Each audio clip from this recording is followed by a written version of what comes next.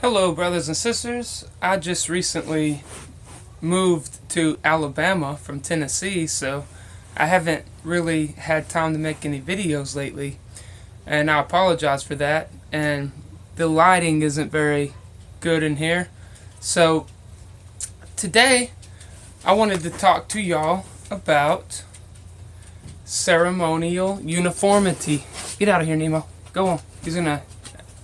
The phone's sitting on the bed. He wanted to lay on the bed, so he was about to knock it down. So, ceremonial uniformity.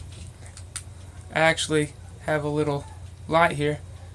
That's where ceremonial uniformity. So, if there is actually a new order of the ages, or new world order, that's where you hear about Novus Ordo Seclorum. It's going to be based off of that ceremonial uniformity there. And this is what the Pontiff Maximus did. The Pontiff Maximus is the maximum bridge builder. And originally, to get into the College of the Pontiffs, you had to be of royal blood. So, and we could say Nimrod's College. Nimrod's College, because in Genesis chapter 11, God had said back in the early chapters of Genesis, in the beginning of time, He said, "Go into the world, be fruitful and multiply." Well, instead of doing that, they decided, well, hey, we'll do whatever we want. And they started building an amalgamation of people into this idea of cities. And that was the post-deluge, or the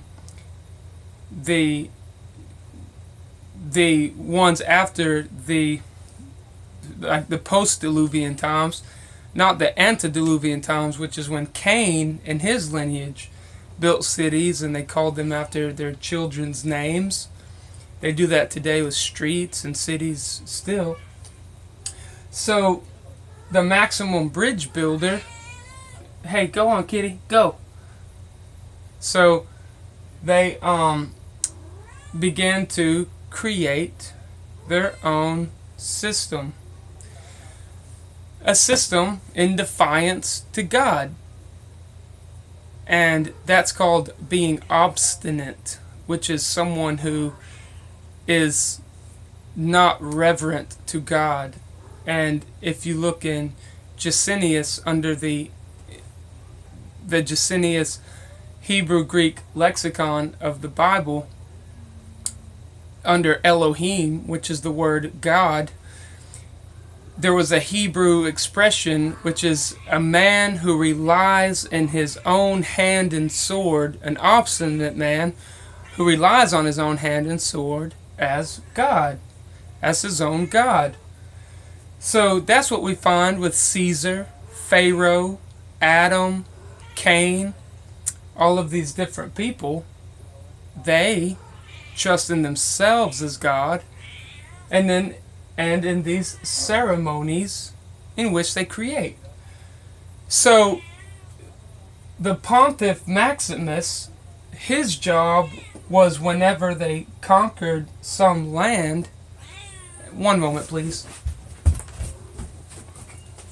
Okay, so whenever they would conquer a land,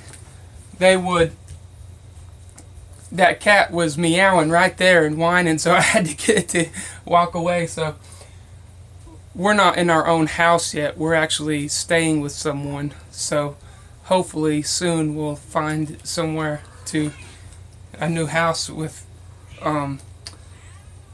not animals, and there's not a door here, so I can't close the door. So anyways,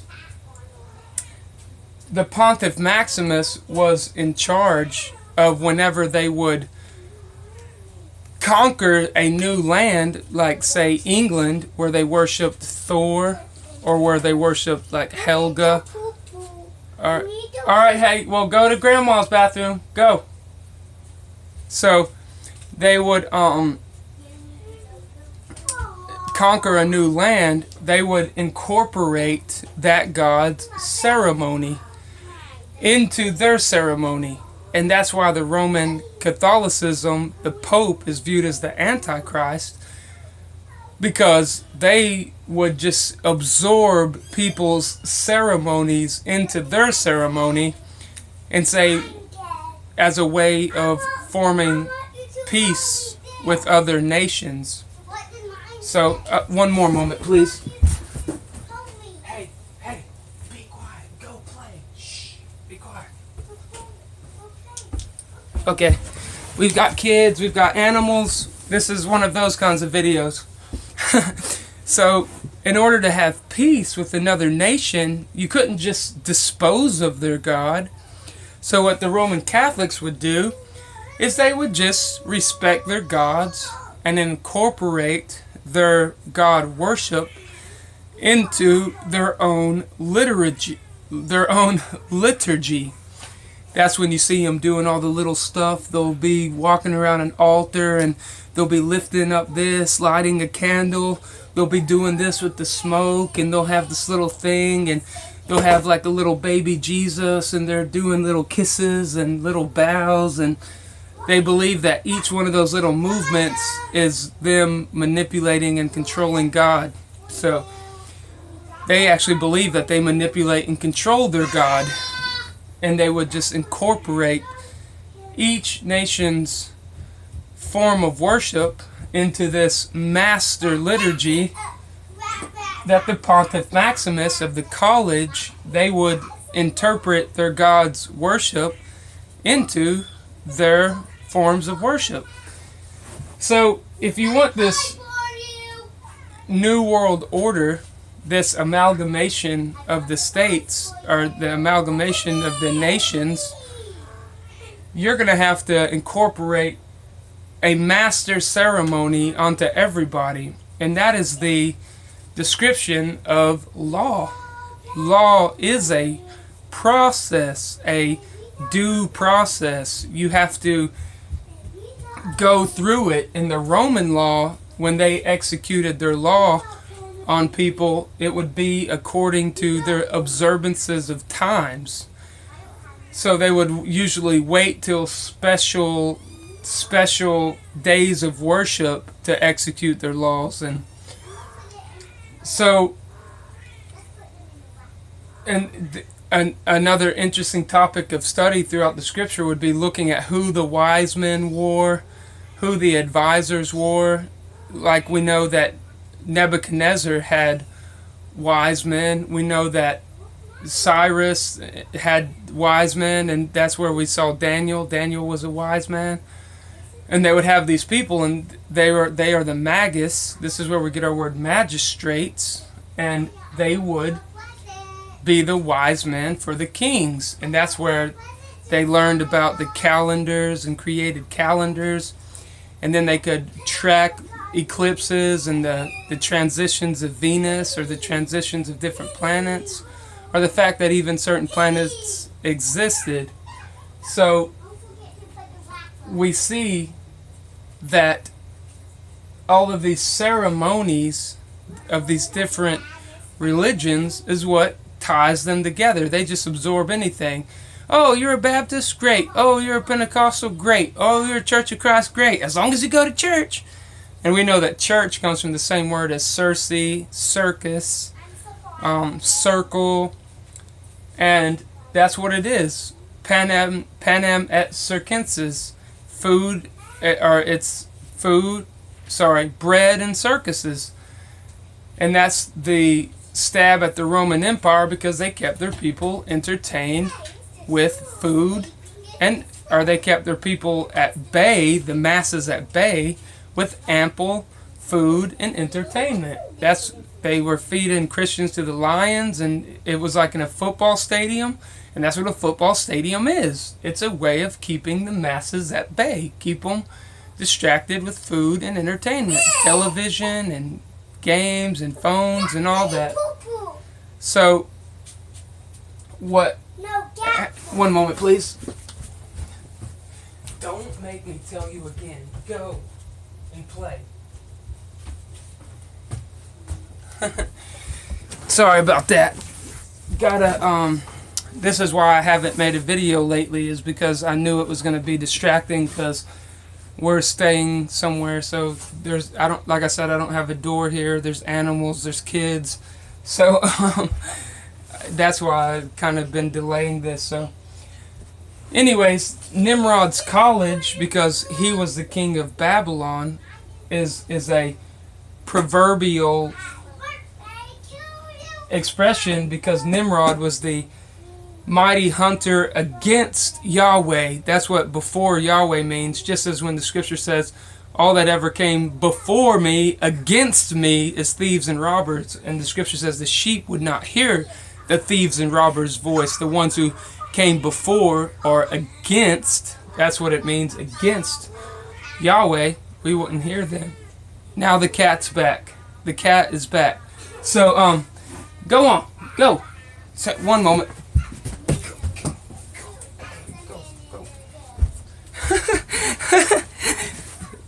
Now you're beginning to see why I haven't made a video.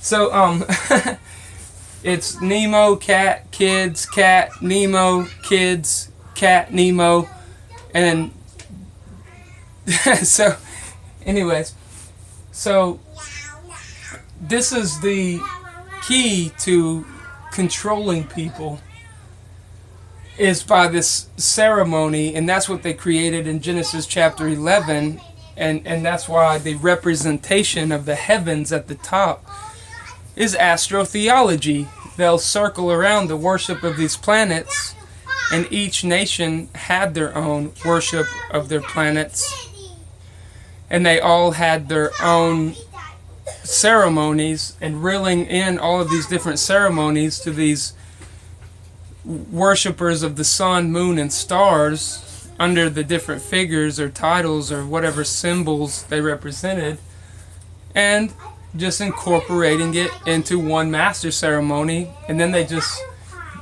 say that it's associated to God and His messengers, when in fact they're just associating the names with the inappropriate naming of these different stars and objects of heaven, with the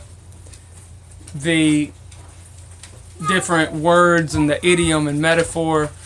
All language is metaphor of scriptures. So they'll take this true concepts, but then they'll identify it with their false gods, which completely corrupts it all and makes it all a laughing stock, because you begin to realize that men are idolaters, and they'll associate God with their car, they'll associate God with their business, they'll associate God with their heathenism and their orgies and all of this bad stuff,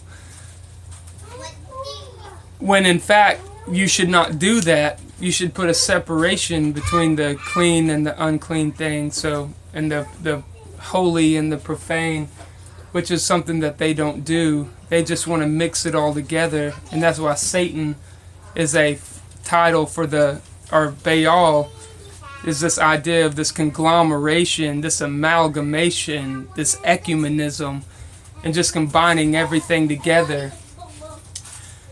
So, go on, Nemo, back. Go on, back.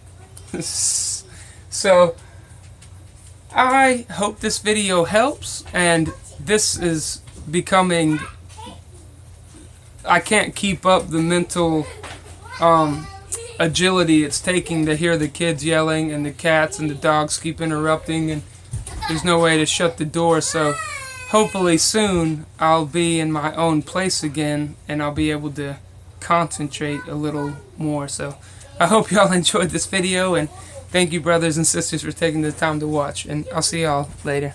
Bye.